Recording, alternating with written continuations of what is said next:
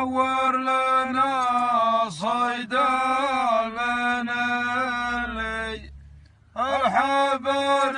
يا ولدنا في كليفه وإن بغيت توصف الموقع الدلي قلت ترانا حد طيعس من حتيفه